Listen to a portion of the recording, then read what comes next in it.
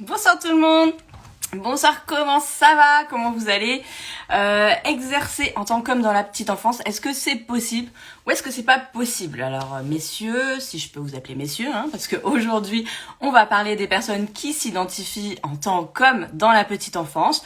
Vous êtes 3%, que 3%, c'est déjà ça, mais vous êtes bel et bien là. Et ben oui, c'est vrai que rares sont les hommes qui exercent dans notre secteur, rares sont les hommes qui s'occupent des jeunes enfants. Donc aujourd'hui, on va en accueillir un super sympa qui s'appelle Vivien et je vais l'accueillir tout de suite. Du premier coup, j'en suis certaine. J'espère que vous allez bien, que tout le monde va bien. Yeah, ça a marché, c'est beau, Formidable. c'est magnifique. Ça va, Vivien? Bonjour tout le monde. Bonjour Christelle. Ben écoute, ça va. Super, merci. Et toi? Bah très bien, très très bien. Salut Florence. Oui, il y a du monde qui arrive. Eh Priscilla, oui. hello hello. Alors Vivien, je t'ai sauté dessus quand je t'ai vu arriver sur Instagram. Je suis désolée. Il n'y a pas de problème. C'est-à-dire que voilà, je t'ai vu sur la page de Sandrine, MC Consulte. Je Mhm. me dis, ah, enfin, j'en cherche un, personne ne me répond. Donc, voilà, parce que voilà, je voulais vraiment faire un live sur cet aspect-là. Les représentations qu'on a, si on en a, un homme qui s'occupe des enfants, ça peut sembler questionnant. Moi, j'ai l'impression que les métiers du care, ils semblent beaucoup plus associés dans l'esprit collectif aux femmes et que tout ce qui est un petit peu à propos de s'occuper des autres, que ce soit l'éducation, le soin, la petite enfance, l'aide sociale tout simplement ou aux personnes âgées. Voilà, c'est un domaine où on est majoritairement des femmes, surtout quand c'est lié aussi à la maternité. Donc j'avais vraiment envie de venir te questionner en tant qu'homme, parce que tu as un point de vue à partager avec nous. Donc on va revenir sur certaines de tes expériences. On va te poser plein de questions. J'ai reçu aussi des questions. Avec N'hésitez pas, plaisir. n'est-ce pas? Et n'hésitez pas aussi à en poser. Vous avez une boîte à questions, vous avez un chat, et on va voir un peu comment toi tu perçois les choses. Évidemment, ceux qui nous regardent aussi, si vous êtes une femme, vous êtes un homme ou vous vous identifiez en tant que tel et que vous avez envie de nous faire un retour sur votre expérience, sur voilà, les différences qu'il peut y en avoir, s'il y en a. Ce soir, c'est un live tranquille et on va dire open, varié, comment on peut appeler ça? Empreint de bienveillance, en tous les cas, ça c'est une certitude. Voilà, empreint de bienveillance. Et puis voilà, on va s'amuser un bon. Oui, il y avait du monde, dis donc, mais c'est vrai qu'il est tard. Voilà. Alors, ma première question, bien sûr, j'y viens, c'est mais qui es-tu? D'où viens-tu? Ouh. Ton parcours professionnel. Alors, qui je suis? Bah déjà, donc mon prénom c'est Vivien. Je pense que tout le monde l'a compris. Alors moi, je viens du monde du commerce, du monde de la mode, hein, du monde du luxe dans un premier temps. Métier que j'ai exercé pendant 13 ans où j'avais des postes à responsabilité, des postes de manager, d'accompagnant d'équipe. Et suite en fait à un licenciement économique, j'ai souhaité faire une reconversion professionnelle tout en sachant que déjà, moi, j'ai un parcours universitaire où je me désignais, où je m'orientais déjà pour redevenir professeur des écoles. Donc déjà, l'enfant était présent dans mon parcours réflectif et dans mon parcours formatif. Mhm. Et donc, je me suis lancée. J'ai commencé par un CAP de petite enfance, sachant que j'avais déjà un BAFA, parce que quand on est jeune, voilà, les petits boulots d'été, bah, c'est souvent les centres de loisirs, les colonies de vacances. Donc déjà, j'avais quand même une empreinte assez axée sur les enfants. J'ai voulu quand même me spécialiser un petit peu plus, m'orienter quand même un peu plus. Et la petite enfance, donc 0-3 ans, m'intéressait. Donc j'ai commencé par un CAP petite enfance. J'ai ensuite validé un diplôme d'état d'auxiliaire de périculture. Et je me suis dirigée donc sur le métier d'éducateur de jeunes enfants. Et j'ai aussi une licence 1 en psychologie. Et je suis actuellement en train de valider un Master 2 en pédagogie, en ingénierie pédagogie et formation professionnelle. Voilà. Wow. Et alors, tu es plus diplômée que moi. Attention. Euh, mais t'arrêtes jamais.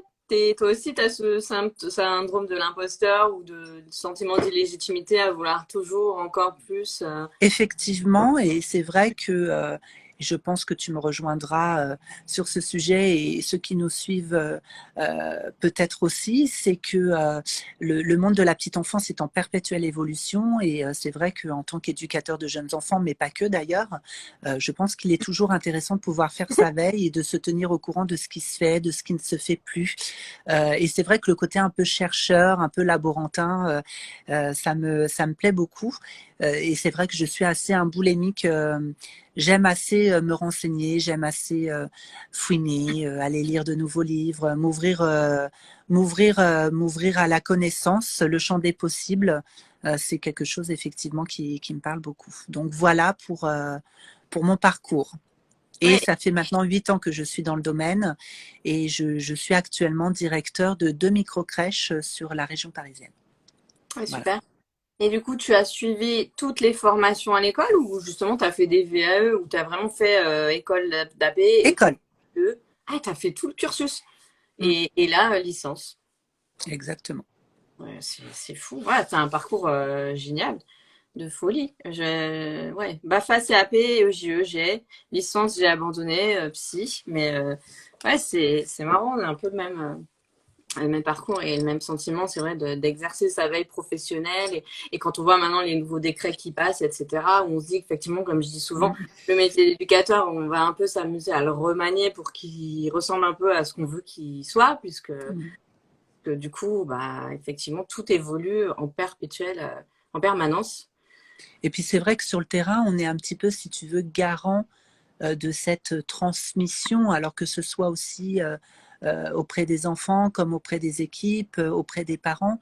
C'est vrai que quand on est EJE et d'autant plus aussi quand on a une direction de crèche, c'est vrai que les gens attendent quand même beaucoup de notre position professionnelle et de cette perpétuelle, effectivement, comme tu le disais, de veille constante parce que quand on a comme moi à cœur d'avoir des projets pédagogiques complètement malléables et puis qui s'inscrivent vraiment dans des choses qui ont du sens et qui font sens, c'est vrai qu'on se doit, en tous les cas je me dois d'être le plus possible actualisé, quoi, mise à jour.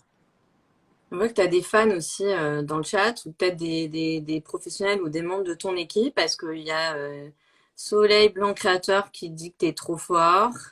Waouh, quel parcours! Très beau parcours, Vivien. Pourrais-tu nous en dire plus sur le master que tu prépares? Hyper pédagogue, merci pour tes merveilleux partages. Eh bien, Voilà. dis donc, c'est gentil, Et merci beaucoup. Soleil, ouais, le Soleil. soleil blanc, oui. Bon, voilà, c'est une belle rencontre, hein, des énergies communes Du coup, que j'ai rencontrées par le biais de Sandrine d'ailleurs. ah bah voilà. C'était un live. C'est super. Que fais-tu, Merci Soleil, à vous. dans la vie? J'ai envie de savoir, du coup. Il va me répondre. Il ou elle va me répondre. Je vois pas bien. Ah si, je vois pas bien l'avatar. Alors pour la question sur le master, Oui. est-ce que je pourrais vous en dire plus? Oui. Alors ça m'est venu comme beaucoup de choses me viennent. J'avais envie vraiment de pouvoir être dans cette optique de transmission. Euh, c'est vrai que j'aime transmettre, j'aime partager, j'aime donner. Euh, je pense que le métier de la petite enfance, c'est ça, c'est vraiment du soi. Tu parlais du métier du care, mais effectivement, c'est un savoir-être et un savoir-faire. Mm, mm. Mais le savoir-être prône beaucoup plus, selon moi, sur le savoir-faire. S'il n'y a pas de savoir-être, il n'y a pas de savoir-faire, pour moi, en tous les cas. Ou si on est, s'il y a du savoir-faire mais pas de savoir-être, là on rentre dans l'hospitalisme et c'est quelque chose qui moi ne me parle pas du tout. Et si un jour effectivement j'avais pu être dans cet état d'esprit-là, j'aurais arrêté complètement. Dieu merci, ce n'est pas le cas. Mais pour parler effectivement de mon master en ingénierie, en fait c'est pour faire de la formation, c'est pour pouvoir avoir accès à la formation et pourquoi pas devenir formateur dans des centres de formation qui forment au métier de la petite enfance, parce que clairement je resterai dans le secteur du travail social. Mais voilà, je ne sais pas si j'ai répondu à la question, mais en tous les cas, c'est pour me destiner à ce métier-là à l'avenir, ou être responsable pédagogique pour une crèche. Être formateur, pourquoi pas monter mes propres formations à destination des parents, pourquoi pas, ou être dans cette continuité de formation aussi avec mes équipes, parce que là, pour le coup, je serais légitime de pouvoir former et de pouvoir passer par des certifications. Métier du cœur, métier du cœur, on nous dit dans le chat. Et Effectivement, oui, moi je te rejoins un peu parce que si on n'avait que le savoir-faire, finalement, le savoir-faire, il serait figé, il serait pas en évolution. Si on reste uniquement sur ses acquis, comment tu veux évoluer, en sachant que justement, on grandit et on se nourrit aussi de ce métier-là et des personnes qu'on rencontre et qu'on accompagne. Donc si on n'a pas de savoir-faire et qu'on n'évolue pas aussi dans notre savoir-être et qu'on n'évolue pas dans notre savoir-être, enfin, je sais pas, moi je te rejoins là-dessus de toute façon. bah, en fait, aussi, c'est ce que je pourrais aussi rajouter, c'est que euh, dans le métier de la petite enfance, en tous les cas, moi, c'est comme ça que je le conçois et que j'essaye de mettre en place au quotidien, c'est cette idée de résilience et de se dire qu'effectivement, on ne contrôle pas tout et on ne peut pas tout contrôler, qu'il faut peut-être simplement, c'est pas facile, hein, c'est franchement pas facile, mais être dans l'accueil total, même si c'est des choses qui peuvent nous bousculer, qui peuvent nous contrarier, etc. Je pense qu'il faut être à l'écoute de l'évolution, mais de l'évolution dans le sens large du thème. Il y a des choses maintenant qui sont absolument obsolètes dans notre métier, qui font plus du tout sens parce que les enfants ont une telle capacité, une telle curiosité que c'est une remise à jour au quotidien, c'est un ajustement au quotidien, c'est savoir aussi pouvoir s'autoriser à être dans cet ajustement et s'autoriser à s'oublier soi-même et un petit peu cet ego d'adulte et de ce positionnement d'adulte et quelque part redevenir un enfant un petit peu soi-même avec les responsabilités qui vont avec, hein, bien entendu, mais se dire que bon bah voilà, les enfants sont très donneurs de leçons dans le sens noble du terme, hein. Euh, et c'est très formateur aussi, je trouve, pour moi en tant que professionnel, mais aussi en tant que personne. Je trouve que c'est absolument génial que d'évoluer, d'accompagner des enfants de 0 à 3 ans à plus. Après, ça dépend dans quelle structure on travaille. Mais moi, c'est vrai que la crèche, l'environnement crèche, c'est quelque chose que j'adore. Et c'est vrai que je compte continuer encore d'évoluer dans ce domaine-là. Tu as exercé sur le terrain donc avec le CAP et en tant qu'AP. Quand tu es devenu EJE, est-ce que tu as exercé déjà aussi sur le terrain en tant que EJE ou tu as pris tout de suite un poste de direction? Et est-ce que le terrain auprès des enfants, ça te manque à l'heure actuelle ou pas? Alors, T'as plein de questions. non, avant d'être... Pardon? Je pense à plein de questions en même temps. Non, mais il n'y a pas de souci. Avant d'être effectivement responsable de structure, j'ai été EJE sur le terrain avec de la délégation de direction, puisque les EJE sont amenés effectivement à prendre la direction en l'absence du directeur ou de la directrice de structure. Je me suis éclatée et voilà, je m'éclate encore même en tant que responsable de structure. Alors, je suis peut-être un peu moins sur le terrain, mais après, encore une fois, je pense que c'est une question d'organisation et d'envie. L'envie, très important. Et j'ai encore envie d'être sur le terrain. Donc, Parce oui, que j'arrive encore à être sur le terrain.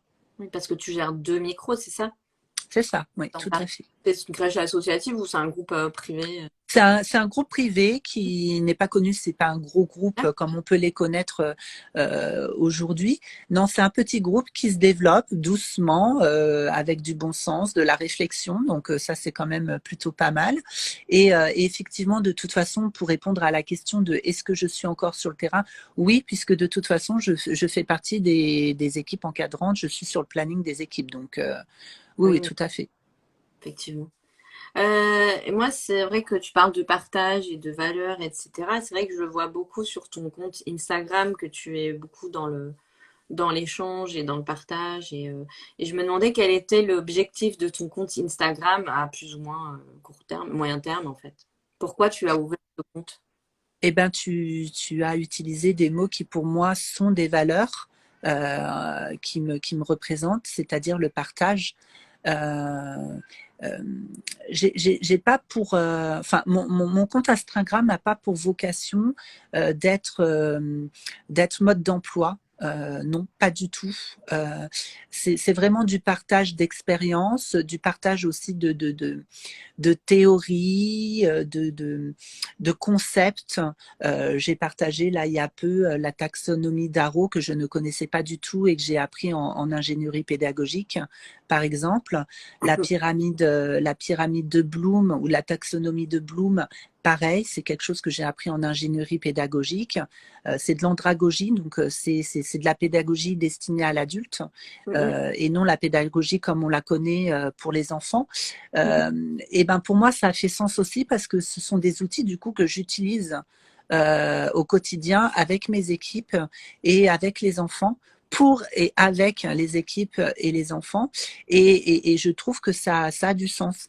Et encore une fois, tout à l'heure, tu parlais de veille, ça fait partie de la veille aussi, de pouvoir trouver de nouveaux outils qui puissent me permettre de développer mes ressources et puis de développer mes connaissances, mes compétences. Voilà. C'est, si tu veux, mon Instagram, voilà, c'est du partage de vie professionnelle et de live comme ce soir, par exemple. Voilà, c'est vraiment, je donne et puis je reçois et je reçois de très belles choses, des belles rencontres aussi. Comme quoi, c'est encore possible de faire de belles rencontres sur les réseaux sociaux, que ça peut être empreint de bienveillance, de communication non violente. Et ça m'anime énormément. Je parlais tout à l'heure d'une rencontre que j'ai fait par le biais de Sandrine, euh, juste incroyable quoi, mais vraiment une évidence, une connexion totale et des échanges absolument fantastiques quoi. Et c'est ce que je recherche aussi à travers ce compte. Ouais, super. Mais c'est vrai que même moi, il y a tes publications, à chaque fois j'apprends des choses. La dernière fois pendant le live, j'ai appris quelque chose. Et ça m'arrive aussi de partager à mes élèves. Et c'est vrai que moi aussi, quand je fais des formations ou quoi, quand j'apprends des choses, je me dis, ah, faut que je le partage avec mes élèves, faut que je m'en serve, faut que j'utilise.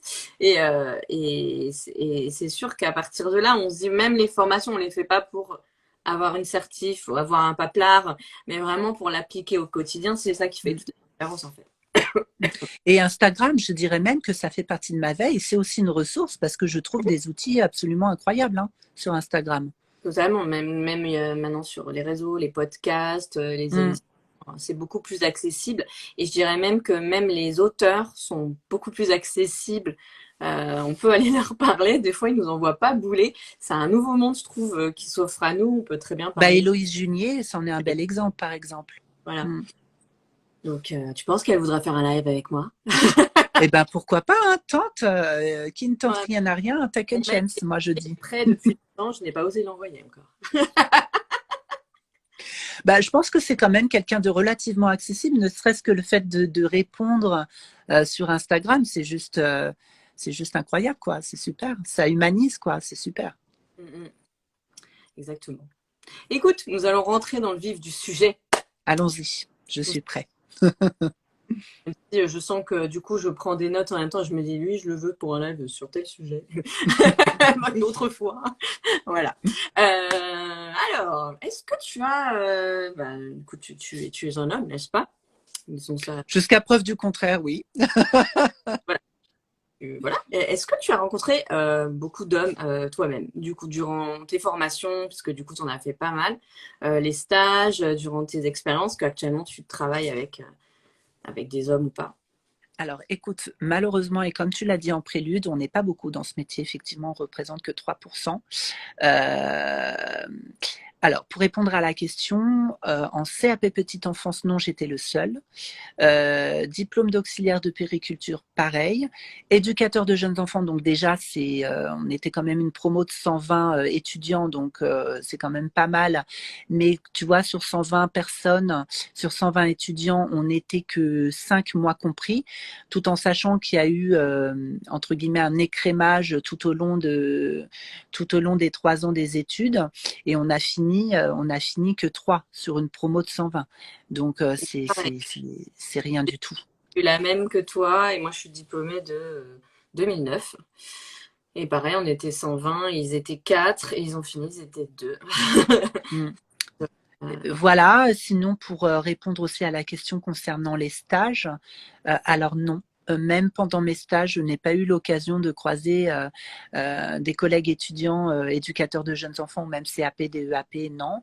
Et même dans mon parcours professionnel, pas du tout.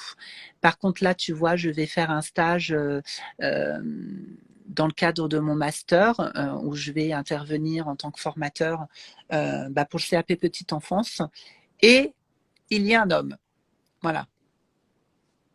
En, en VAE, si je me souviens bien, d'ailleurs, j'avais eu les stats l'autre fois comme j'étais jury et en séance plénière. Et on a eu 400, plus de 400 candidats en Île-de-France pour passer la VAE d'éducateur de jeunes enfants. Et il n'y a eu que 3 hommes VAE, JE sur les 400. Mm. Ouais. Alors après, je ne saurais pas expliquer pourquoi. Alors paradoxalement, est-ce que ce serait pas le terme petite enfance qui pourrait bousculer un petit peu les hommes parce que à contrario et pourtant on a quand même pas mal de domaines de compétences en commun avec les EduxP et les EduxP par exemple il y a beaucoup d'hommes. Oui, d'ailleurs, les deux qui ont abandonné JE, je crois qu'il y en a un des deux qui était parti en EduxP.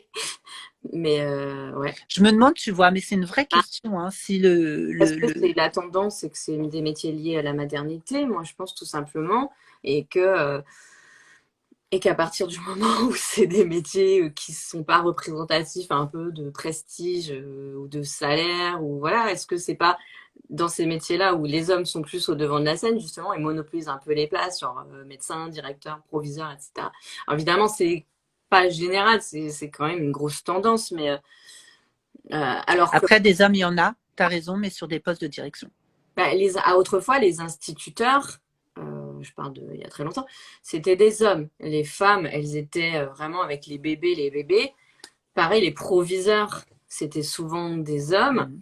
Après, petit à petit, il y a eu des institutrices femmes, mais après, moi, je suis pas sociologue, donc j'ai moins de connaissances. Il faut que j'aille lire, hein, je veux pas dire des bêtises.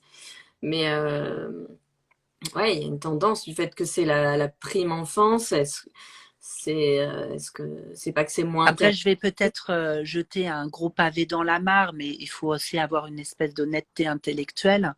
Je pense que ce métier-là fait peur aux hommes, notamment par rapport aux représentations, par rapport à tout ce qui peut être anxiogène, Ah, mais voire des peurs autour d'un homme au milieu d'enfants.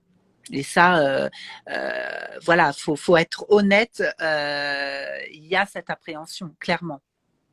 bah, c'est-à-dire que il y a ce spectre un peu, comme c'est Luc Chercheur qui m'a dit ça il n'y a pas très longtemps, de pédophilie ou de perversion qui peut apparaître dans l'esprit des gens. Euh, et, euh, et, euh, et je pense que ça vient de là. Mais c'est aussi au même titre que, donc là, un autre sujet, mais au même titre que, je sais pas, les représentations qui font que un homme va peut-être moins changer les couches de son fils ou de son enfant, de son bébé, et puis dire qu'au début un bébé c'est pas intéressant, mais après voilà, après quand il grandit, et ça je l'ai entendu, je l'entends. Mm. Ce qui est assez paradoxal aussi avec le fait que maintenant les papas peuvent prendre un congé paternité. C'est vrai que je pense qu'il y a une grosse déconstruction à faire autour de ça et c'est de nature à tous en fait.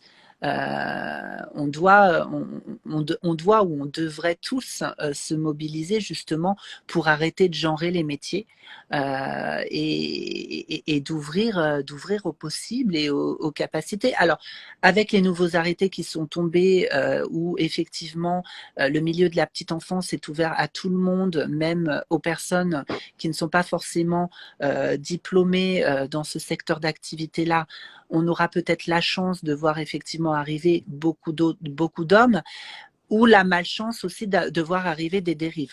Bon, c'est vrai que c'est pas le sujet du live d'aujourd'hui, mais c'est quand même questionnant, clairement. Je voulais remonter, il y a des réactions intéressantes dans le live. Entièrement d'accord, exactement, c'est ce que je disais. Ah, attends, alors j'ai raté ce que tu disais. C'est ça, car il y a des hommes pédos et ça peut refroidir aussi. Oui, il y a des femmes aussi, hein. Mais bon, peut-être beaucoup moins, mais voilà. Je défends personne, hein, bien sûr. Tu as raison, nanani, oui, je confirme qu'il y a toujours cette appréhension au jour d'aujourd'hui, mais peur de l'inconnu parce que c'est pas connu assez encore les hommes en crèche. C'est dans la société cette représentation. La croyance populaire veut que les femmes soient faites pour s'occuper d'enfants, mais les stéréotypes de genre, et Sylvia a travaillé sur les stéréotypes de genre, elle a fait un super dossier VE à ce sujet.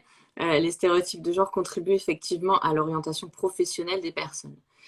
Et Sylvie nous dit en tant qu'homme, que penses-tu apporter de plus qu'une femme en accueil de jeunes enfants? Alors c'est une question, une bonne question. Alors à mon niveau, je ne pense pas apporter plus qu'une femme dans le secteur de la petite enfance. Je fais exactement les mêmes tâches, les mêmes choses que mes collègues féminines sur le terrain.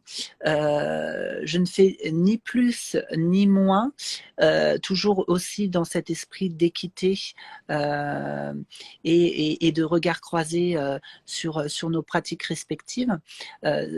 Encore une fois, c'est pas parce que je suis éducateur de jeunes enfants ou directeur d'établissement que je ne vais pas changer une couche ou que je ne vais pas préparer les repas. Non, bien au contraire, je fais vraiment partie intégrante de l'équipe et non, je fais exactement la même chose. Maintenant, de savoir est-ce qu'il y a une différence. Moi, je ne le ressens pas. Alors après, ce qui fait la différence peut-être, c'est dans les relations de communication entre professionnels. Ça piapiate moins. Il y a moins de délire entre femmes. C'est un peu plus cash, un peu plus direct. C'est ce que j'aurais tendance à dire. En tous les cas, moi, c'est ma personnalité aussi. Mais pour avoir parlé avec certains de mes homologues éducateurs de jeunes enfants quand j'étais étudiant, on avait tous plus ou moins cette idée que effectivement, du coup, il y avait moins de piapia, voilà, c'était plus calme à ce niveau-là, voilà.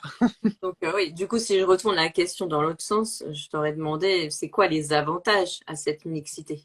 À part les piapia, à part la gestion des piapia.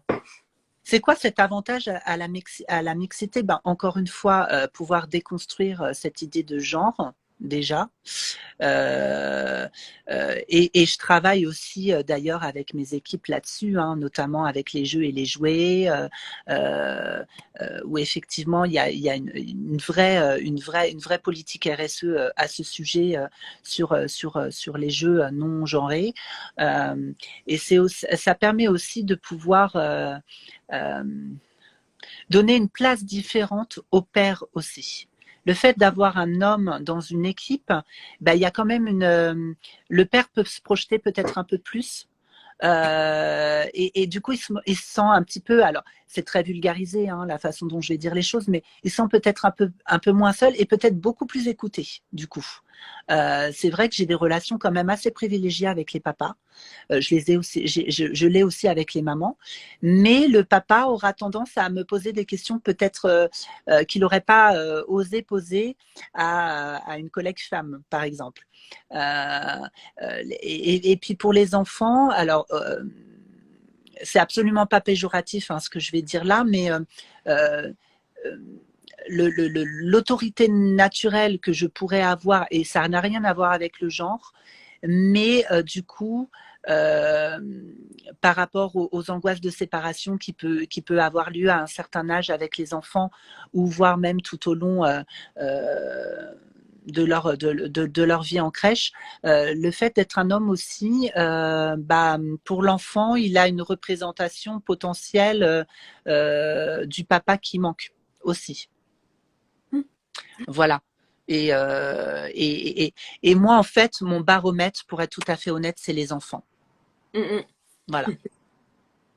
et toi, comment tu le vis d'être un homme dans la petite enfance? Est-ce qu'il y a des moments où tu te sens peut-être pas à ta place? Il y a eu des moments comme ça où je sais pas, tu t'es posé la question de te dire, waouh, qu'est-ce que je fous là en fait? Oui.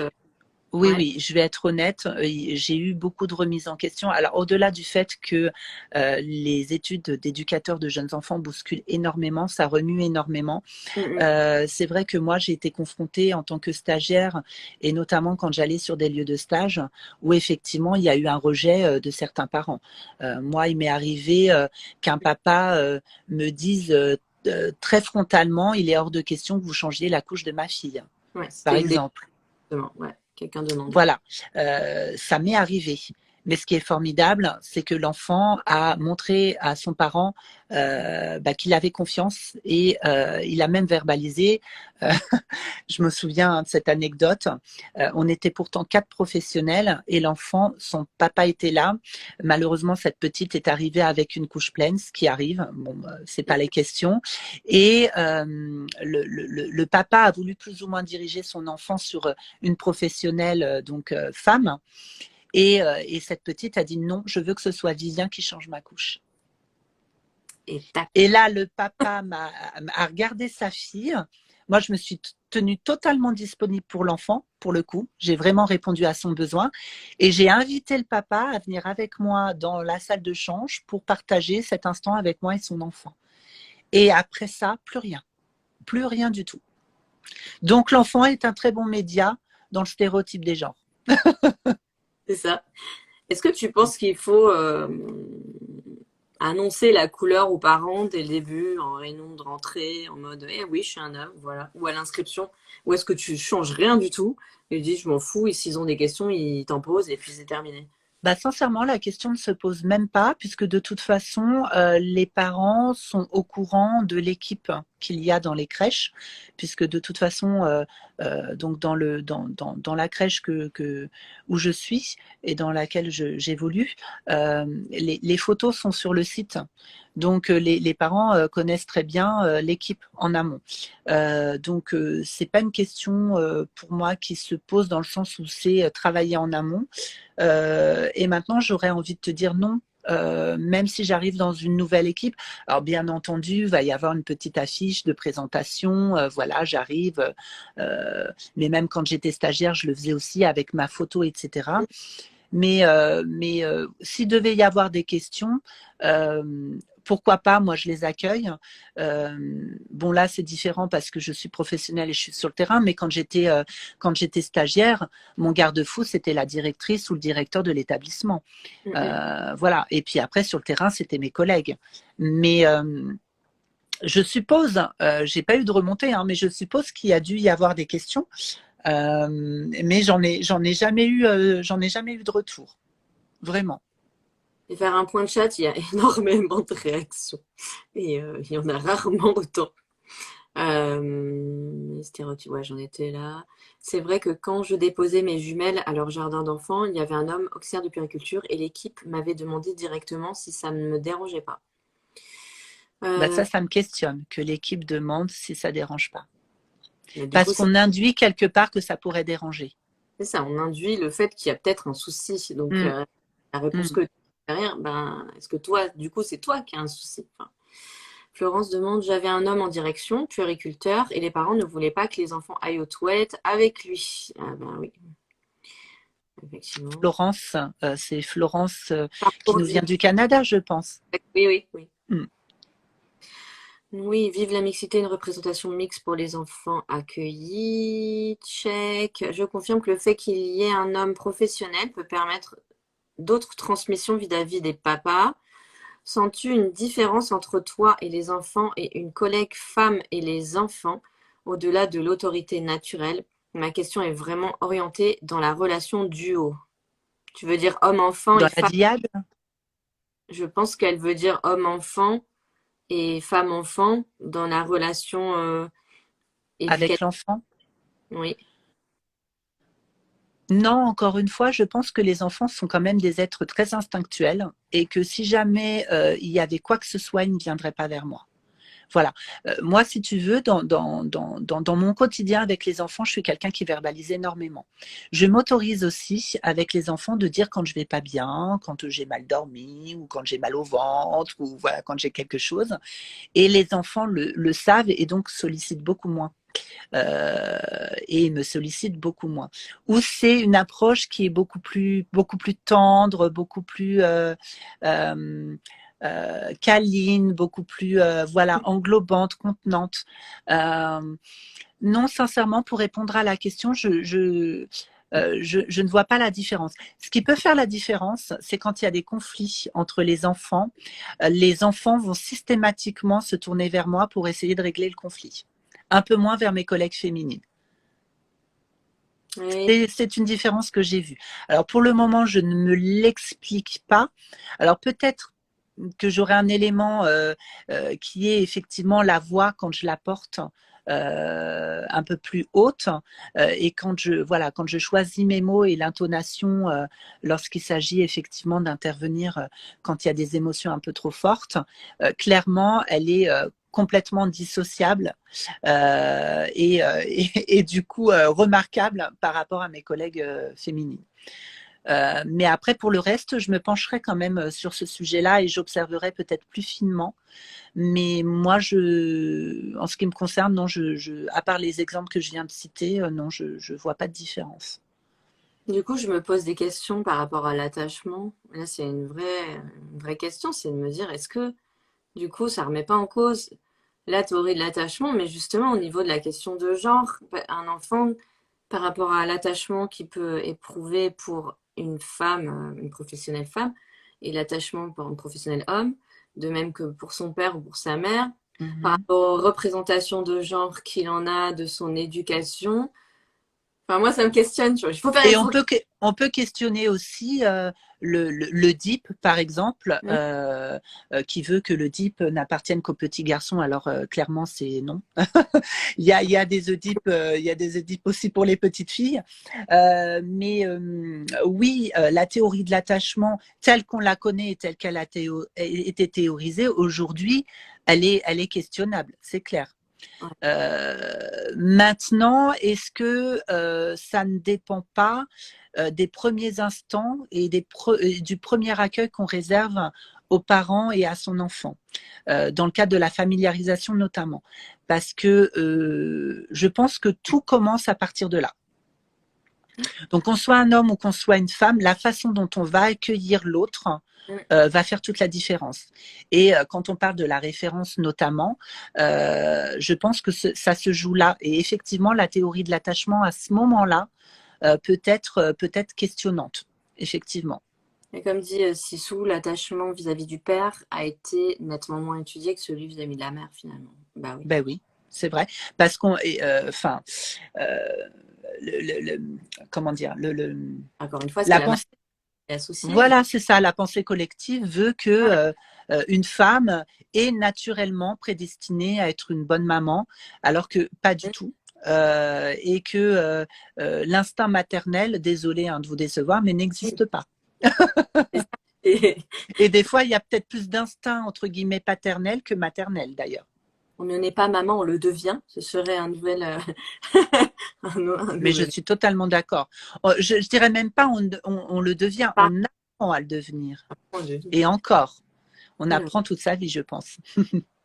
est-ce que les papas sont plus à l'aise face à un collègue homme pour discuter de certains sujets? On y avait répondu. Et Oui. du coup, comment répondez-vous? Qu'est-ce que tu réponds au papa qui ne souhaite pas que tu changes son enfant, la couche de son enfant? Eh ben, alors déjà, je mets l'intérêt de l'enfant en exerce, ça c'est une certitude. Et j'explique à l'enfant que je pense que à l'enfant, pardon, lapsus, aux parents que je pense pas que ça plairait à un enfant et à son enfant en l'occurrence d'avoir une couche souillée toute la journée. Voilà, tout simplement. Ou peut-être je le transpose sur son enfant en disant bon bah écoutez, est-ce que ça vous plairait vous d'avoir une couche remplie de sel ou d'urine toute une journée. Voilà, à partir du moment où on remet l'enfant dans des questionnements, en règle générale, ça apaise quand même les craintes ou les peurs ou tout autre questionnement.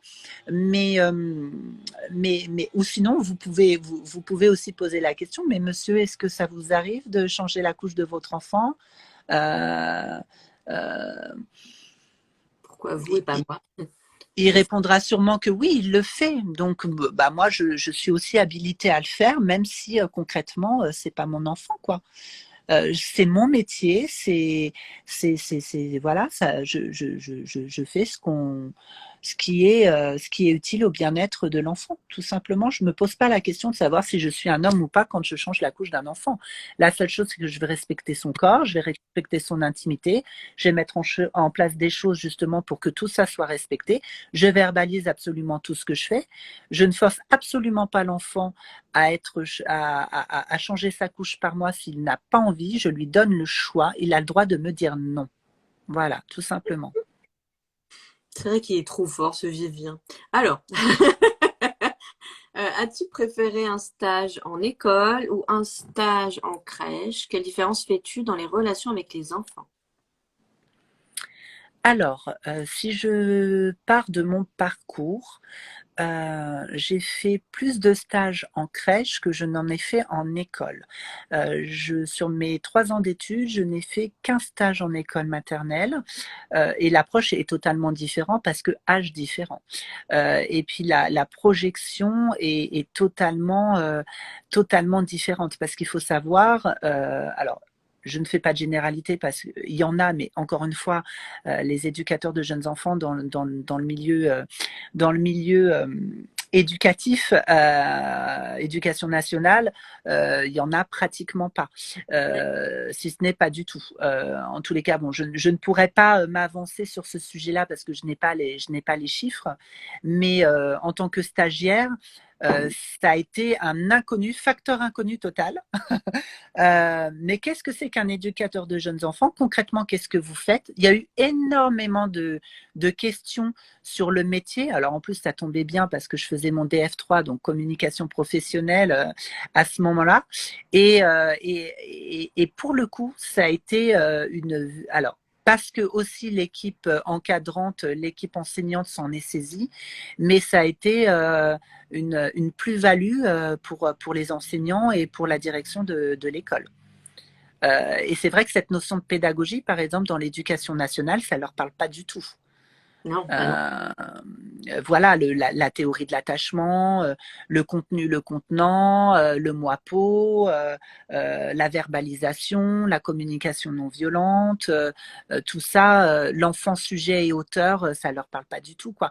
Et puis il y a aussi une espèce d'ascendance sur l'enfant. Moi, j'ai toujours été questionnée et je me questionne encore aujourd'hui, mais c'est assez empirique, je pense. Mais il va falloir que je déconstruise tout ça. Il va falloir que je fasse des recherches et notamment en anthropologie. Ça m'a toujours énormément questionné qu'un enseignant demande et exige qu'un enfant l'appelle maître ou maîtresse. Rien que ça, moi, ça me questionne affreusement. Alors qu'on pourrait tout simplement se contenter du prénom, qui est notre identification première, et puis de s'en contenir à ça. La Et suprématie de l'adulte sur l'enfant. c'est ça, et ce côté, voilà, verticalité dans la relation qui est quand même relativement questionnante. Je me questionne encore aujourd'hui, hein, mais c'est vrai que mon positionnement a beaucoup questionné, mais a aussi fait évoluer pour le coup. Donc, les groupes d'analyse de pratique, ils ne connaissaient pas. J'ai gardé des contacts avec certains enseignants encore aujourd'hui et ils ont revu effectivement leur pratique et leur approche de l'enfant. C'est incroyable, c'est super. Mais il faut avoir envie. Il faut avoir envie d'eux, je pense, aussi. Ouais, c'est cette suprématie. Maître, maîtresse, dis merci. Merci qui? Et puis on en rajoute encore et encore. Et quand on leur évoque ça comme étant de la maltraitance, ou de la maltraitance institutionnelle ou de la douce violence, eh ben limite ça les choque et ils s'offusquent de ça. Donc quand on leur explique effectivement qu'est-ce qu'on met derrière ces termes-là, eh ben là ils comprennent et se disent ah ouais effectivement. Et bah là c'est un brainstorming et c'est une remise en question ou pas et un réajustement ou pas. Mais voilà, on sème des petites graines et ça prend ou ça prend pas. Alors, dans les questions que j'avais vues, tu y as un peu répondu. On va voir un petit peu. Est-ce que vraiment ta condition d'homme, il y a eu quand même des situations précises où ça a vraiment entravé ton métier, mis à part un change de couche? Est-ce que t'as ressenti des méfiances de la part de parents, que ce soit en stage ou sur le terrain? De quelle manière? Enfin, comment tu perçois les choses? Bah, c'est vrai qu'après les exemples que j'ai évoqués tout à l'heure, j'en vois pas. Alors après, ce qui est aussi intéressant dans le rapport avec le parent, c'est la hiérarchisation. On n'ira pas me chercher autant en étant directeur de crèche comme on pourrait me chercher si j'étais JE de terrain, par exemple. Oui. C'est assez paradoxal et c'est assez intéressant comme comportement parce que je représente la direction et potentiellement cette espèce de couperet que je pourrais avoir sur leur contrat si jamais ils dépassaient les bornes, tu vois. Je ne joue pas de ça, hein, bien entendu, mais c'est que ça se fait clairement sentir. Maintenant, quand j'étais EJE de terrain, oui, mis à part le fait quand j'étais stagiaire, ou des questions assez frontales de parents, mais qu'est-ce que vous faites là? Vous êtes animateur, vous faites une animation externe. Ça m'est déjà arrivé. Non, non, je suis Ouais. professionnelle. Voilà, je vais accompagner vos enfants au quotidien. Voilà, échanger avec vous. Euh, Sincèrement, et franchement, je botte pas en touche. J'ai jamais vraiment eu de problème et je touche du bois, hein. J'espère que ça restera comme ça et je souhaite que ça reste comme ça. En tous les cas, je ferai tout pour. Mais j'ai vraiment pas, j'ai jamais vraiment été confrontée à de vrais problèmes, hein. Vraiment. Sincèrement, non. Moi, ça m'a questionné quand j'étais étudiant, parce que peut-être que je me projetais sur des faits qui n'arriveraient peut-être jamais. Bon, après, j'ai profité de mon statut d'étudiant et de stagiaire quand il y a eu effectivement potentiellement des questions de parents qui se demandaient ce que je faisais là et de peurs qui étaient en fait répondues par la direction à ce moment-là. Bon, sauf cet exemple de la petite fille et de sa couche souillée et de son papa. Mais non, non, non, franchement, non. J'ai jamais, non. Et puis peut-être aussi que je dégage pas ça. Peut-être que dans mon positionnement, dans ma façon de parler, dans ma façon d'accompagner, d'accueillir, peut-être que je dégage pas de choses qui pourraient être questionnantes aussi. Je pense que c'est peut-être aussi une question de posture. Je la carte de la transparence. Exactement.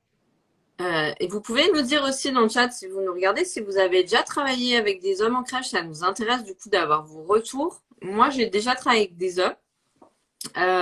Donc, j'ai recruté une année un EJE de terrain. Il a tenu 2 mois, il est parti. J'ai recruté un auxiliaire de puère et pareil, il a tenu 2 mois aussi. Bah, la période d'essai, ils partent avant la période d'essai. C'était pas la même structure. Et tu sais pourquoi? Ils t'ont expliqué la raison de leur départ ou pas? Alors le premier non parce qu'à l'époque il est parti du jour au lendemain sans rien dire. Euh, D'accord. il se plaignait souvent que c'était fatigant et assez compliqué d'être dans une section de moyens, donc de 18 mois. Ah, bah oui. Voilà. Et Eh oui. donc l'auxiliaire de PR que j'ai recruté, bon lui il était un peu un bancal parce qu'il était entre deux postes, il était en recherche, donc voilà. Et quand il est parti, j'ai des parents qui sont venus me voir en me disant clairement, moi ça me rassure qu'il soit parti parce que Ah ouais, je voulais pas qu'il s'occupe de mes enfants. d'accord.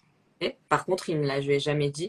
Et pourtant, tu vois, recrutement bien, personne bien. Moi, je le voyais dans l'équipe sur du long terme. Donc Ah voilà. oui, tu te projetais quand même avec cette personne sur quelqu'un qui aurait pu effectivement faire partie de ton équipe et Oui, pérenniser je ton équipe. savais pas qu'il était encore en pseudo-recherche en attente de voilà, c'est un peu tombé comme ça. Ah, ben en fait, voilà, je vais partir. Ah bon, ah, dommage. Bon, c'est comme ça. Mais oui, surtout que c'était enfin, c'était une des pros qui avait déjà travaillé avec lui, donc voilà, il y avait eu de bouche à oreille aussi. Mais bon. Et après, c'est vrai qu'effectivement, les hommes avec qui j'ai travaillé, que j'ai connus, ils ont accédé très vite à des postes à responsabilité. Alors, est-ce que c'est le fait d'être un homme, justement, qui fait qu'on arrive, bah, du coup, on passe plus vite en direction? Est-ce que tu penses que les hommes, ils parviennent plus rapidement à ce type de poste? Est-ce qu'il y a une tendance? Est-ce qu'il y a une discrimination à l'embauche? Il y a peut-être un effet accélérateur aussi qui vous permet, vous les hommes, d'accéder à des postes importants. Messieurs, je Mais sais tu pas. sais que effectivement, est-ce qu'on pourrait pas associer, et là c'est volontaire de ma part, hein, ça va peut-être bousculer un peu, mais j'assume. Est-ce que justement le fait d'être un homme et potentiellement d'avoir une autorité justifierait le poste? Oui, c'est pour ça, oui. Justifierait le poste de direction. Parce que direction, tel qu'on le voit, et là on parle effectivement du secteur de la petite enfance, mais dans d'autres secteurs, c'est vrai que des postes de direction sont souvent tenus par des hommes, peut-être parce qu'on pense que l'homme a plus d'autorité, a plus de poigne, est beaucoup plus cash, qui va pas passer par des détours pour dire les choses. Euh, est- Bah, je pense que c'est est-ce ça. que ça, est-ce que Je cette pense question, Moi, je pense qu'il y a une réelle inégalité à ce niveau-là, que c'est des ah mais représentants. totalement. Mais Et, comme on pourrait retourner la question aussi, là, pas sur un poste de direction, mais plus sur un poste de terrain aussi. Est-ce qu'il n'y aurait pas une inégalité homme-femme euh, sur la présence d'hommes sur le terrain ou pas? Moi, personnellement, je pense aussi que c'est une... Sylvia parle de système sexiste qui permet aux hommes, en dehors des compétences, d'accéder aux postes à responsabilité. euh, Grosse. Alors, je suis assez inconfortable avec cette idée de sexisme. Je dirais, ça peut s'entendre. Pourquoi pas? Euh, euh, Enfin, c'est difficile pour moi de répondre à ce type de questions parce que je n'ai pas un état d'esprit sexiste. Mm, mm. Donc c'est compliqué pour moi de pouvoir répondre à ce type de questions. Euh, Moi, j'ai une vraie politique, une vraie éthique et de vraies valeurs à ce sujet-là. Sincèrement, et je le dis, et c'est vrai, si j'avais la possibilité de recruter plus d'hommes, mais je le ferais avec grand plaisir, quoi. Mais vraiment. Mais le fait est, et c'est une réalité, c'est qu'on est peu sur le marché. Donc, effectivement, la rareté aussi fait, je pense, le poste fait aussi que euh, on accepte peut-être plus à des postes parce qu'on est rare. Et surtout que, comme on disait tout à l'heure, on induit ça aussi parce que je me rappelle Mm. quand on a un CV d'hommes qui débarque, ah, enfin, voilà, ah, enfin, la première réaction c'est ah, enfin, voilà, on va le recruter, ça va faire du bien quand même, Mm. enfin, nous-mêmes.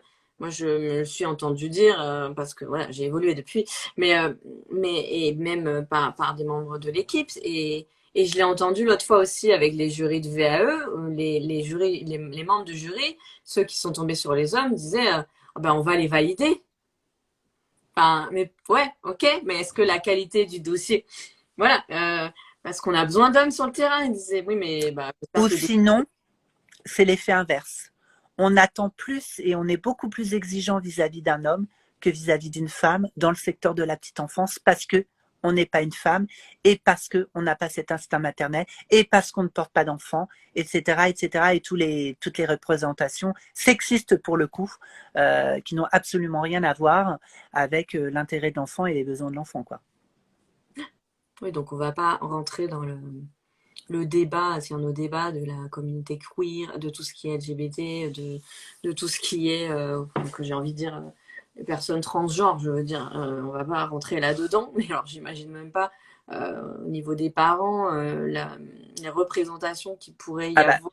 si un jour ça devait m'arriver, Christelle, et limite je serais peut-être un peu, un peu, un peu provoque de dire ça, mais si jamais ça devait m'arriver et que je devais recruter une personne, peu importe qui elle est, ce qu'elle est et ce qu'elle a envie d'être, je prends.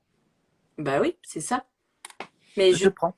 je sais pas, enfin, C'est comme ça qu'on justement, c'est justement en montrant la possibilité, l'ouverture à l'autre et le milieu de la petite enfance est justement peut-être un secteur où on peut s'autoriser la différence et on se doit de s'autoriser la différence. Ben, allons-y, hein. pour prouver que les enfants, de toute façon, qu'est-ce qu'ils en ont à faire, en fait, finalement. Parce qu'eux ne te jugent pas, ils vont pas se poser ce type de questions. Non, et puis alors, pour le coup, ils sont Même sans pas. filtre. Donc, ça c'est un autre débat, hein. On pourrait faire des études là-dessus. Est-ce que tu penses que, du coup, j'ai une question un peu personnelle. Est-ce que ton salaire est plus élevé que tes collègues directrices du même groupe au même poste? Mon salaire? Oui, tu n'es pas obligé de répondre. Est-ce que tu penses qu'il y a des écarts, du coup, des inégalités? Alors, eh ben, je vais peut-être en décevoir, mais je me suis rendu compte que j'étais beaucoup moins payée que mes collègues femmes sur un poste de direction. Ah. Donc, ils ont respecté l'ancienneté ou quelque chose d'autre Absolument pas, parce que pour la crèche pour laquelle je travaille, pour le groupe de crèche pour laquelle je travaille, l'ancienneté n'est pas repris.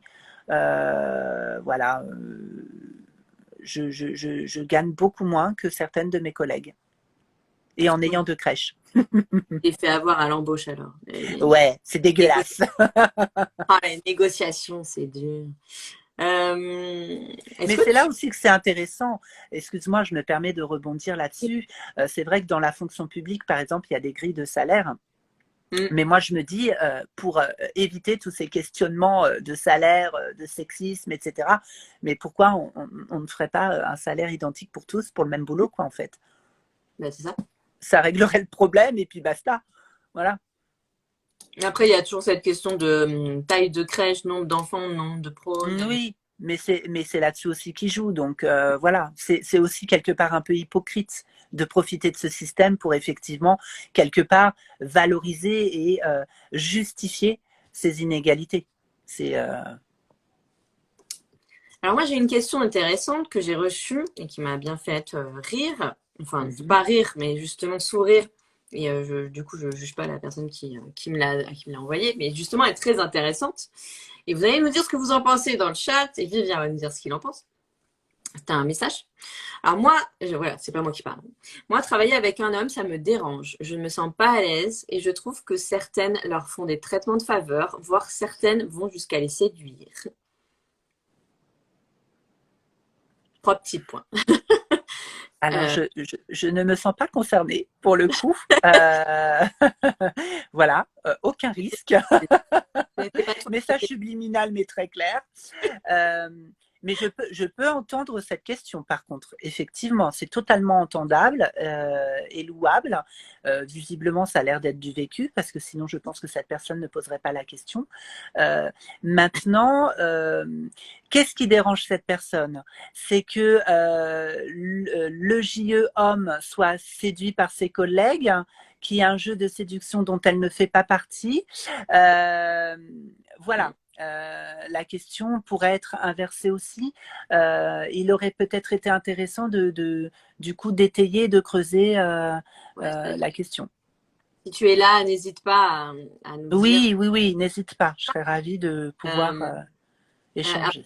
Après que, d'ailleurs, vous qui nous regardez aujourd'hui, les questions que j'ai reçues, ma grande majorité, comme vous pourrez le constater, c'est les parents. C'est souvent, vous avez peur de la réaction des parents, comment réagir, comment eux ont réagi, quoi leur dire. Là, c'était la seule question que j'ai eue. La seule oui, question que j'ai, enfin, c'est pas une question que j'ai reçue, c'est une affirmation, une expérience sur une personne qui était dérangée par le fait de travailler avec des hommes. Et il y en a peut-être d'autres aussi dans le milieu. Voilà, en quoi ça la dérange, pourquoi elle se sent pas à l'aise. Est-ce que si vous avez travaillé avec un homme, vous avez eu l'impression qu'il y a eu, est-ce que votre comportement, est-ce que le comportement des femmes, tu penses qu'il est différent avec toi? Pas comment dire, parce il y a un jeu de séduction qui peut rentrer en ligne de compte, visiblement. Alors, il va être différent en fonction du statut que je représente dans l'établissement. Mm. Effectivement, il sera différent si je suis un directeur. Mm. Il est différent aussi en tant que JE de terrain, mais parce qu'il y a encore une fois cette relation équipe-direction. Euh, Maintenant, il est différent aussi par rapport aux attendus du poste, aux missions, clairement. Ah, Mais sinon, en termes de relationnel, puisque c'est ça le fond de la question, je pense, hein, tu me dis si je me trompe, mais encore une fois, je ne serais pas le bon client pour répondre à ça. Parce que moi, je ne me pose pas cette question. C'est peut-être pour ça aussi que j'ai du mal à répondre. Parce que je ne me pose pas ce type de questions-là. bien, justement, Tess dit, oui, il y a un jeu de séduction, c'est sûr. Moi, je travaille avec un EJE. Cela ne m'a jamais posé de problème auprès des parents et je suis la première à dire oui pour travailler avec.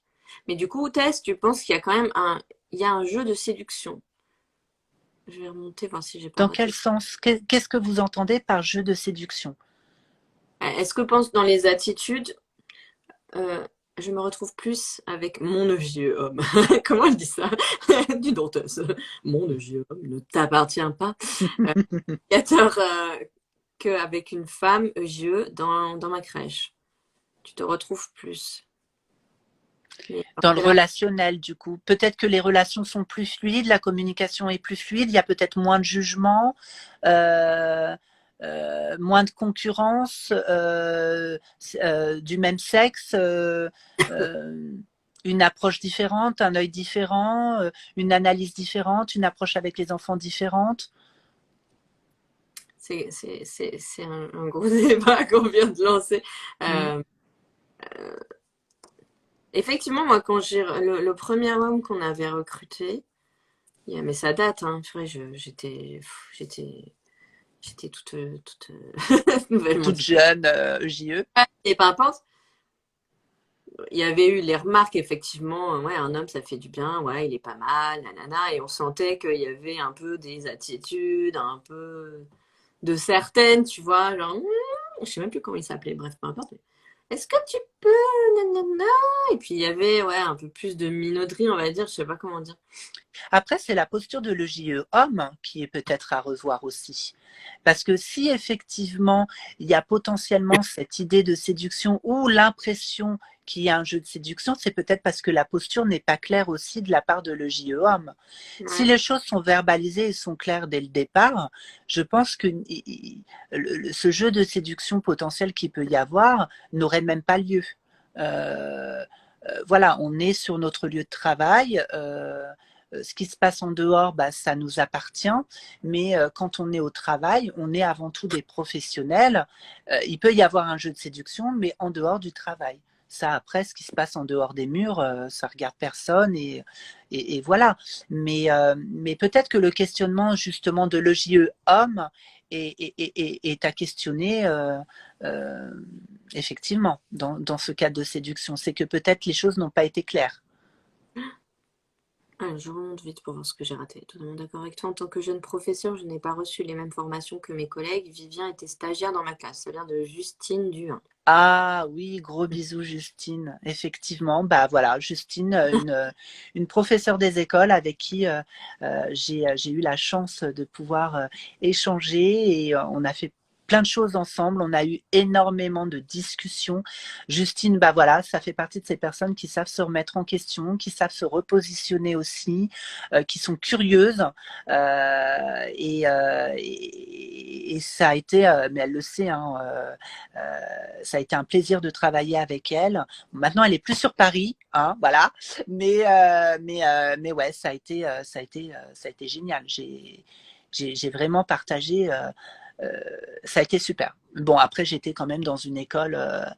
Pour la petite histoire, Justine, hein, autant y aller, hein, puisqu'on en parle. En fait, j'ai fait mon stage DF3 Communication Pro dans cette école où Justine était professeure. Et en fait, cette école, elle a une histoire parce que c'est une école où j'ai été moi-même enfant. Voilà. Ma sœur y a été, mes neveux aussi, donc il y a une histoire derrière ce lieu de stage. Et elle était elle-même stagiaire à l'époque et elle était à mi-temps. Exactement, tout à fait. Elle est en stagiaire professeur des écoles et effectivement, elle était en rédaction de son mémoire, si je me souviens bien à l'époque, et ça a été sujet de discussion et de partage. Mince, j'ai raté. Ça m'irrisse le poil de voir que cela manque fondamentalement des personnes de la petite enfance à l'école. C'est tellement décisif pour nos enfants. Mm. Euh, Je suis totalement d'accord, je partage, vraiment. J'ai travaillé avec un homme qui avait le CAP petite enfance et il était en VAE EGE extra. Moi, je travaille avec un homme EGE, rien à dire, j'adore. En Suisse, j'ai l'impression qu'il y a beaucoup plus d'hommes dans le monde de la petite enfance. Et il paraît, en Allemagne aussi, on a plus. Et au Canada, je crois, Nolwenn, elle disait. Canada, oui. Ouais, ouais. Canada, c'est assez courant. Dans les pays nordiques aussi. Bon, après, c'est vrai que les pays nordiques, ils sont quand même à la pointe au niveau de la petite enfance. Il n'y a rien à dire. Et effectivement, cette question de genre, ils ne se la posent même pas, hein. Je crois que c'est la Finlande qui a été élue le pays où il fait le mieux vivre. Enfin, c'est le pays le Je ne suis plus. pas étonnée. Il y a le moins de soucis, en fait. C'est le plus bienveillant. Alors, Justine disait, c'est malheureux, mais l'éducation nationale perd pied quand on voit tout ce qu'on nous demande de voir avec des petites sections de maternelle. Hmm. Mais même eux, hein, ils sont pas à blâmer, les professeurs des écoles, parce que même eux peuvent être désemparés face à une attitude d'un enfant, parce qu'ils sont pas armés, ils sont pas formés. Et c'est en ça justement que je pense que les éducateurs de jeunes enfants seraient une vraie plus-value sur le terrain pour les profs, quoi. Et nos métiers sont pas dichotomiques du tout. Et au contraire, je pense que ce serait hyper intéressant de travailler en binôme avec les enfants dans le milieu scolaire, hein, clairement. Bonjour. Bonjour. Je n'ai jamais travaillé avec un EGE homme, mais avec un auxiliaire de puériculture. Et c'est souvent plus fluide, car entre femmes, il y a beaucoup de jugements. Voilà, on en parlait tout à l'heure, effectivement. Et on ose plus quand c'est un homme. Un homme apporte peut-être plus de légèreté dans l'équipe, moins de cancan, c'est ce que tu disais aussi. Parler sans filtre. Est-ce qu'on assume que les femmes sont hypocrites ou pas? Sans jugement. On est constitué, on a besoin on a besoin de dire. Oui, ça fait du bien. Moi, je pense que c'est aussi un sas de décompression. Mais quand ça déborde, bon, là, c'est moins sympa. On fait de la communication non violente, voilà, ça peut aider. Là, heureusement qu'on a l'équipe, voilà, pour passer le relais, transmettre. Alors, un homme apporte, oui, pardon, parler sans filtre, que cela n'occasionne pas de conflit. Le binôme ATSEM-EJE, ce serait bien, ah oui, dans toutes les écoles, ce serait super, dans toutes les classes. Les professeurs des écoles ne sont pas formés, c'est la raison pour laquelle il devrait avoir des EJE dans les écoles, à 2 profs et EJE. Mais je suppose que c'est une question de budget comme d'habitude. Et oui, c'est une réalité, effectivement. De notre monde actuel. Et l'accompagnement à la parentalité dans l'éducation nationale, entendre et accueillir la parole du parent, elle est importante, oui, tout à fait. Mais en fait, je pense que on ne travaille pas suffisamment la relation qui pourrait se faire entre les crèches et les écoles. Euh, Moi, je sais que j'ai travaillé le partenariat et l'idée, c'était justement de pouvoir proposer aux enfants de la crèche de pouvoir profiter d'instances, d'ateliers, de lecture, enfin peu importe, avec des enfants plus grands et ça permet la transition beaucoup plus fluide. Et je trouve qu'on aurait à gagner, effectivement, de travailler des partenariats étroits avec les écoles pour avoir une vraie continuité pour le coup, et tout en sachant que dans certaines écoles, on accueille les enfants en fonction de leur naissance, de leur date de naissance. Il y a des enfants, ils arrivent à l'école à même pas 2 ans et demi. Donc, c'est vrai que les petites sections, ça existe aussi. Et au-delà de ça, effectivement, comme l'a dit quelqu'un qui partage avec nous ce live, c'est important parce que l'honnêteté intellectuelle veut aussi qu'on se dise que effectivement les instistes ne sont pas suffisamment formés au développement affectif de l'enfant, à l'approche pédagogique, au développement psychomoteur. Enfin, voilà, ils peuvent s'y intéresser, mais c'est vrai que si ça faisait partie de leur formation, je trouve que ce serait pas mal. Mais, Mais, mais, effectivement, c'est. mais c'est-à-dire que moi, je ressens qu'il y a vraiment une scission entre l'éducation nationale et la petite enfance, tout ce qui est école et petite enfance, parce que tu vois, même nous, moi, en tant qu'accompagnatrice à la VAE, dans les dossiers de VAE, le candidat doit quand même présenter un partenariat, montrer qu'il est aussi, en tant que JE, travailleur social, qui élabore des partenariats. Et c'est souvent les mêmes types de partenariats qui reviennent.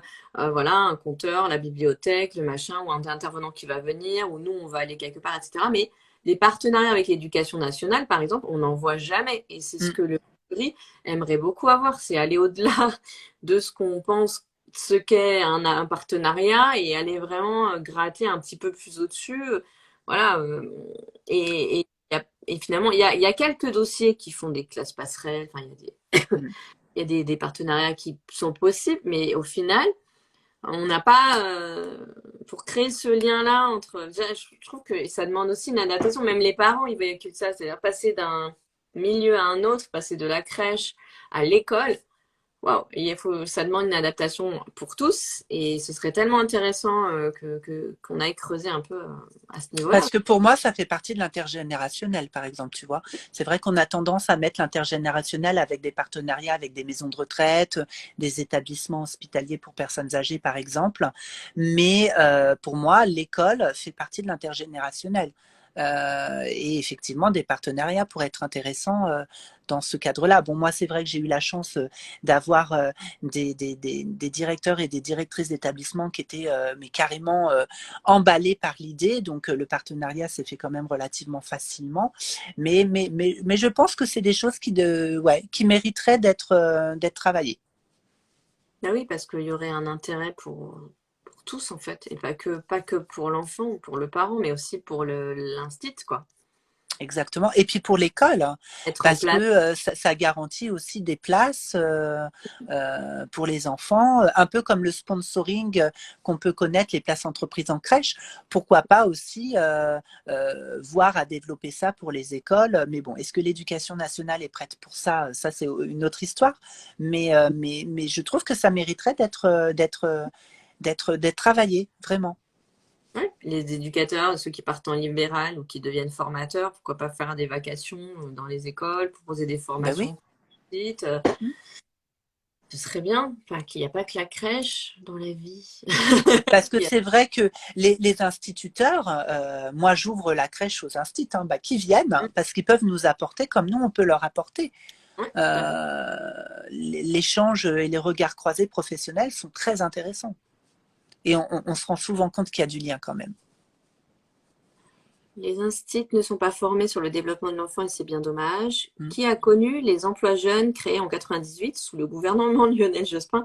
Cela s'appelait les aides éducateurs, c'était dans l'éducation nationale. Effectivement, ouais, je me rappelle. Mais ça a été réformé. Ouais, c'est des gros projets, mais un jour, peut-être, il y aura ce lien.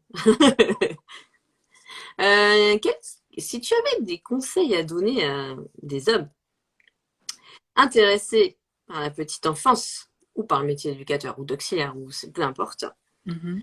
ce serait quoi? Alors, quel conseil j'aurais à donner à des hommes qui voudraient se lancer dans le métier d'éducateur de jeunes enfants, enfin dans le métier de l'enfance? Ou qui, voilà, Eh ben, tu sais ce que je leur dirais? regarde. Je leur, je leur dirais qu'ils s'autorisent à aller faire une observation Mhm. dans un établissement d'accueil avant de se lancer. Ouais. Et pourquoi pas de demander à vivre un petit peu ma vie de pro dans le milieu de la petite enfance et, et de s'autoriser à se lancer. De ne pas avoir d'appréhension ou d'avoir de peur des représentations qu'on pourrait avoir négatives d'un homme au milieu des enfants ou dans un secteur d'activité dit de femmes. Euh, je pense que l'humilité est très importante du coup.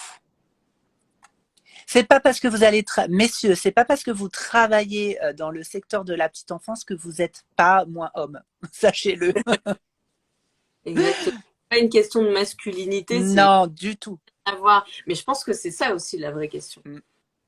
Il y a une histoire de masculinité, de se dire voilà, je suis un homme, représentation virile, je sais pas, et du coup, ben non, moi je ferai pas un Mais à truc. l'inverse, tu sais, on pourrait transposer ça sur un enfant, un garçon qui joue à la dinette.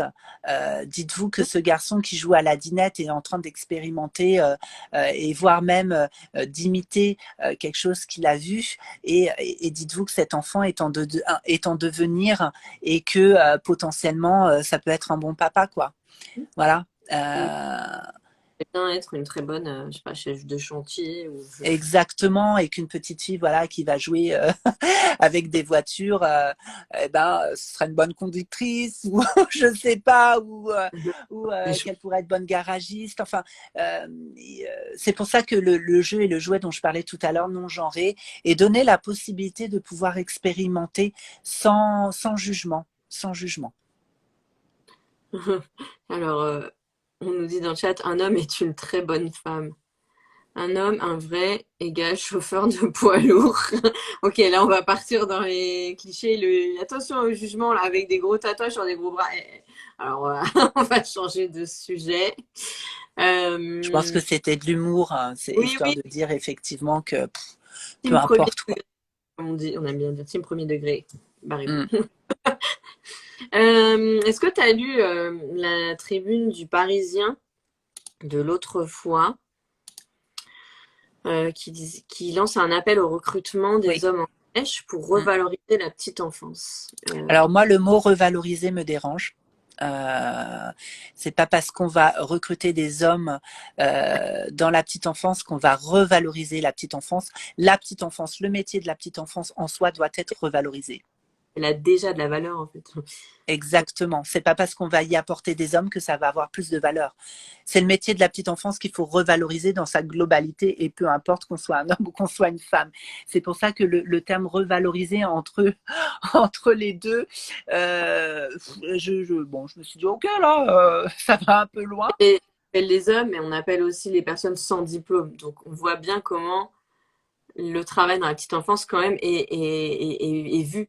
Enfin, c'est. Oh, vaut Bah, mieux il y a une mettre représentation extrêmement péjorative, quoi. Et vaut mieux c'est mettre des diplômés en fait. et je comprends pas cette image péjorative qu'on a de la petite enfance parce que on est alors je vais aller un peu loin dans mes mots, mais on est d'utilité publique. Enfin, les personnes qui travaillent, on devrait être remboursées par la sécurité sociale. Non, mais les personnes qui travaillent dans la petite enfance, mais c'est du pain béni, c'est une bénédiction pour les parents. Ils peuvent continuer à aller au travail, ils peuvent continuer à nourrir leur famille, payer leurs factures. On a été, parce que ça c'est important de le dire, c'est qu'on a été là aussi pendant la pandémie Covid et on n'a absolument pas parlé de nous dans les médias. On n'en a eu strictement rien à faire. Et pourtant, on était là à accueillir les enfants. Donc, je pense que la revalorisation, c'est pas une question de genre, voilà. Et la revalorisation, elle doit être faite dans sa globalité. Quand on lit les arrêtés qui nous ont été pondus cette année, de tout ce qui s'est passé dans certaines crèches, c'est plus possible. C'est plus possible de vivre ça. C'est plus possible. Et malheureusement, et c'est une réalité aussi, le métier de la petite enfance commence un petit peu à mourir parce que les gens en ont ras-le-bol, ils s'en vont, ils n'ont plus la passion, ils n'ont plus la vocation, ils se reconvertissent tous. Déjà, c'est extrêmement compliqué de recruter dans notre secteur de métier, mais là, les gens, ils en ont marre, ils s'en vont. Et ça fait peur, ça fait vraiment très peur. Il faut vraiment qu'il y ait une conscience collective sur la survie des EAGE en France, quoi.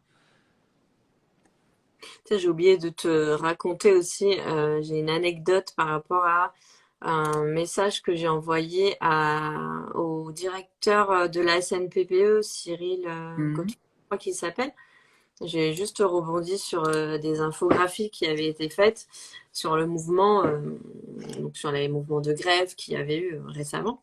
Et donc j'avais j'avais mis l'infographie en story et comme il y avait des femmes dessinées, moi j'avais mis des bonhommes hommes à côté en disant éducateur. Et c'est vrai que dans la publication, ils disaient professionnels, donc ils avaient fait l'écriture inclusive pour vraiment inclure tout le monde. Ils avaient mis EL, 2LE, point S, etc. Et pareil, quelques jours plus tard, j'ai vu dans son infographie, partager, publication, allez-y, éducatrice de jeunes enfants. Donc il n'y avait que la possibilité de partager éducatrice de jeunes enfants en grève et non pas éducatrice en grève. Donc je voulais savoir ce que tu en pensais. Moi, quand il a vu ma story, il m'a dit, donc lui, il a pris le parti de volontairement, comme son choix, c'était de ne pas mettre d'hommes en infographie parce que il ne représente pas la majorité de la profession, alors que lui-même est un homme et que on pouvait pas satisfaire tout le monde. Oui, mais on est là et pour moi, c'est une forme d'exclusion. Et je lui dis, mais l'inclusion, c'est important. Voilà, il était resté sur son choix. Hein, voilà. Oui, tout à fait. C'est pas le choix qu'on questionne là. C'est effectivement le fond. C'est pas la forme, c'est le fond. Parce que moi, avec ce genre de publication, tu n'aurais pas pu repartager ou tu aurais été obligé de mettre un autre titre par-dessus finalement. Bah, je trouve que ça ne sert pas, encore une fois, hein, ça alimente le débat de ce 3%, débat qui ne devrait même pas y avoir, mais c'est une réalité. En fait, je pense que les 3%, c'est plus pour faire évoluer les mentalités, mais c'est le côté communication, marketing qu'il y a derrière qui est peut-être pas, peut-être pas totalement ajusté. Maintenant, moi, sincèrement, j'étais dans la rue lorsqu'il y a eu la grève. On était très peu d'hommes, certes, mais on était là et on a fait valoir, tout comme nos collègues femmes, nos droits. Et on était là tous ensemble et il n'y avait pas de question de homme ou de femme à ce moment-là. C'est-à-dire, c'est même combat, quoi. Ouais, exactement. Il y a Sylvie qui te demande quel est le projet que tu as mis en place dans la crèche qui t'a le plus tenu à cœur? Quel est le projet que j'ai mis en place dans la crèche? Oh, j'en ai mis beaucoup. Je crois que le projet, effectivement, dont je parlais tout à l'heure, le partenariat avec les écoles primaires, c'est celui que j'ai, enfin, je dirais pas plus aimé, mais pour moi, ça a été un pas de franchi, si tu veux. C'était différent, innovant. En plus, j'ai eu la chance aussi d'être accompagnée et d'être motivée par la mairie de ma commune. Donc, il y a eu une interview, il y a eu un article décrit dans le journal de la ville. Et puis les parents, surtout l'accueil des parents de ce nouveau projet qui a été incroyable, quoi. Et les enfants qui ont adoré, puisque c'est même allé jusqu'à, parce que malheureusement dans les crèches que je dirige, nous n'avons pas d'extérieur. Et ben c'est même allé jusqu'à on vous prête notre cours. Voilà. Oui, donc génial. Ce genre de projet, c'est super. Voir qu'on peut fonctionner ensemble parce qu'on n'est pas On n'est pas une équipe de crèche seule, isolée dans une structure. Il y a vraiment tout ce qui se passe autour et tout ce qui gravite autour Mm. qui est extrêmement important. Il faut vraiment s'ouvrir aussi. Mais c'est du lien social et puis c'est du lien aussi qui se pérennise parce que il y a une démocratisation aussi qui se fait par ce partenariat de nos métiers respectifs. Il y a une vulgarisation entre guillemets de nos métiers aussi. Il y a une curiosité du coup qui s'installe. Et puis ce qui est super génial aussi, c'est de voir que on peut accueillir des parents qu'on croise à l'école et qui viennent chercher leur petite 3 ans et une maman qui est enceinte et qui me dit ah bah est-ce que vous avez de la place dans votre crèche quoi. Donc il y a aussi tout un cercle qui se crée et c'est absolument c'est génial quoi. Le lien qui se fait c'est super. C'est quoi tes projets pour la suite? Donc la licence. Mes projets, donc c'est le fameux master d'ingénierie Master. en pédagogie. C'est un gros point. Oui.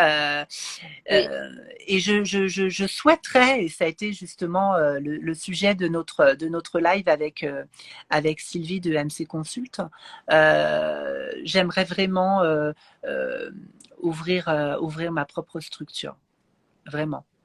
Je me sens l'âme d'un gérant. J'ai envie de voilà. J'ai un projet assez innovant qui ne se fera pas de toute façon sur Paris, qui se fera dans une autre région. La voie comment? Du coup, c'est quoi ton projet? Alors moi, j'aimerais pouvoir ouvrir une structure qui soit vraiment tournée sur la nature, un petit peu comme les garden schools qu'on peut voir Oui. dans les pays du Nord, avec un vrai travail autour de la pédagogie et de l'approche Amy Pickler, par exemple, l'Oxy, avec aussi du matériel Montessori et un esprit assez montessorien aussi dans l'approche pédagogique, avec vraiment que de la pédagogie active et effectivement avec une grosse place au RSE, mais dans le sens large du terme. Voilà. Mais c'est un projet que je ne peux pas mener sur Paris parce que Paris, infrastructure Paris ne s'ouvre pas à ce type de projet. C'est pas très très vert Paris. C'est dans quel arrondissement tes crèches à l'heure actuelle? 94 et 93. D'accord. Ok. Voilà. Et du coup, pour clôturer un peu ce petit live, quelle est ta vision du métier d'éducateur de jeunes enfants à l'heure actuelle? Comment tu le vois évoluer dans le temps? Qu'est-ce que tu en penses de tout ça? Alors, je suis de nature assez optimiste habituellement. Franchement, je suis pas confortable sur l'avenir qui se profile dans le métier de la petite enfance. Malheureusement, hein, mais je me dois d'être honnête, ça me fait peur. Ça me fait réellement peur. Mon master que je passe actuellement, il est aussi dans cette optique-là. C'est de pouvoir m'offrir la possibilité de faire autre chose le jour où je ne pourrai plus. Il y a des combats malheureusement qu'on peut mener et il y en a d'autres qu'on ne peut pas. Clairement, on n'est pas suffisamment entendu, même si l'AFNEJ, le SNPPE fait un travail formidable, ou encore Bébé à la consigne, Héloïse Junier, et nous aussi, professionnels de la petite enfance, on se mobilise. Euh, Malheureusement, on n'est pas entendu, quoi. Et je ne sais pas ce qu'il faut qu'on fasse pour qu'on soit entendu. C'est quand même pas croyable. Et les métiers du care, tu en parlais tout à l'heure, mais on peut parler aussi des personnes qui travaillent dans les hôpitaux, des personnes qui travaillent dans les EHPAD. Mais c'est quand même pas croyable de voir le peu de considération qu'on a, quoi. On Surtout va dépenser. même quand il y a des incidents, finalement. Oui, Ça bouge pas. ça fait réagir personne, quoi. Tout le monde s'en fout. Tout le monde Mm. s'en fout. En plus, tant qu'à faire, on met tout le monde dans le même panier, hein, parce que c'est quand même beaucoup plus facile de faire comme ça. Et on généralise, hein, voilà, les pratiques, ce qui est absolument scandaleux aussi. Franchement, pour être tout à fait honnête, on n'est pas aidé du tout. Hein. On n'est vraiment pas aidé. Et moi, ça me fait peur. Ça me fait vraiment peur. Alors, je me bats à mon niveau, à mon petit niveau déjà. Le travail que je fais avec les équipes, l'accompagnement que je donne aux parents et aux enfants, déjà, je trouve que sans aucune prétention, c'est mon fer de lance. Et je pense que, et je remercie mon équipe, je pense qu'on fait un boulot formidable. Euh, mais ça m'isole, ça isole parce que bah voilà, c'est noyé dans tous les scandales quoi. Et c'est ça aussi que je n'ai pas apprécié dans les scandales qu'il y a pu y avoir, c'est qu'on pointe effectivement les déviances, mais absolument pas le travail formidable qui peut être fait à côté quoi. Et c'est un petit peu, excuse-moi, mais le putaclic total quoi. C'est ça. Et c'était, je vais être vulgaire, mais c'était à gerber ce qui s'est passé, franchement. C'est un scandale de voir qu'on est peu. Alors, autant d'Adrien Taquet, je suis désolée, hein, mais je balance. C'était déjà pas terrible. Mais alors là, on touche le fond du fond. Hein. T'as des fans là qui te disent je vous adore. Ouais. Je bosse, ouvre ta crèche, j'arrive, j'en rêve, je suis dans le sud de la France. Je bosse nature, je mange nature, je vis nature, je dors nature, je suis passion nature. Ok. Et ouais, 40 ans que ça dure, c'est dingue. Ouais. Eh oui, 40 ans. Ah, je sais pas. C'est 40 ans de trop. Qu'est-ce qu'il va falloir se passer pour être Bah, entendu? mais tu sais que ne serait-ce que de poser cette question, Christelle, c'est déjà. Bah, c'est aussi, c'est aussi pour ça qu'on est là aujourd'hui et qu'on fait des lives, hein. Moi, il y a 2 ans, quand j'ai commencé à faire ça, je me suis dit, je vais faire connaître le métier parce qu'on est totalement invisible. Coucou, on existe, hello, et on va vous expliquer ce qu'on fait, ce que c'est. Malheureusement, il n'y a que nous qui regardons, du coup, pour l'instant. Mais voilà, après, on se développe, on fait des podcasts, on fait des émissions Twitch, on fait des séries, on fait des trucs comme ça. J'espère qu'on va petit à petit s'étendre un peu et fasse entendre nos voix. Mais en fait, voilà. Et je suis du genre à me dire j'ai envie de faire bouger les choses, donc j'agis à mon niveau Mhm. en faisant un peu ce que j'aime. Et je pense que si. Voilà. Mais c'est vrai aussi que, et c'est une réalité, les mobilisations, bon, à part la dernière, là où effectivement ça a été quand même assez conséquent, la réalité, elle est là aussi, c'est que les gens n'osent pas faire grève parce que c'est clairement, déjà qu'on n'a pas des salaires faramineux, mais dès qu'on fait une journée ou 2 journées de grève, clairement, c'est extrêmement impactant sur les salaires. Donc, il y a aussi certains gérants qui empêchent ça. Non, mais Euh, et en plus, ils se font. Les infirmières et les médecins, quand ils vont manifester, ils se font taser. Donc je sais pas, au bout hein. d'un moment, est-ce que ça donne envie aussi? Alors que la grève, c'est un droit en France, hein, quand C'est même. ça. Hein. Là, c'est des belles phrases, hein, tu sais. Maintenant, je sais pas vraiment si. Enfin bref. Bon, c'est un autre sujet, hein, voilà, C'est les CGT en nous qui parlent. c'est ça. Et en tout cas, merci beaucoup pour Merci ce infiniment à toi. super. Ça fait un moment que je Merci l'attends. à vous qui nous ont suivis. Merci beaucoup de vos Ouais, questions. merci beaucoup pour toutes vos questions. Ou alors, faut aller à l'étranger. Ouais, voilà, on va tous se barrer voir Nolwenn au Voilà. Canada. Ce sera- Ou alors EGE en Finlande. On y va tous. Ouais. Et ce sera comme ça. Bah écoute, merci beaucoup. Moi, je vous Merci fais à toi. tous des gros bisous. Parce Bonne que soirée à tout le monde. bonne À très soirée. bientôt. N'hésitez pas à nous mettre des commentaires si vous avez des questions qui vous reviennent. Et Vivien et moi, enfin surtout Vivien, du coup, se fera un plaisir de vous répondre puisqu'aujourd'hui c'était Avec son. plaisir. Voilà. Et ben, quant à moi, je vous souhaite une bonne soirée. Le live sera rediffusé. Mais Carotina, tu sais bien, tu es une habituée, tu sais bien que mes lives sont en replay dans l'onglet central de ma page. Enfin, Et moi voilà. aussi, du coup, pour le coup. Et C'est du coup, pas il sera aussi pareil. le compte de, de Vivien. Voilà, je Wonderful Land. Pourquoi ce nom?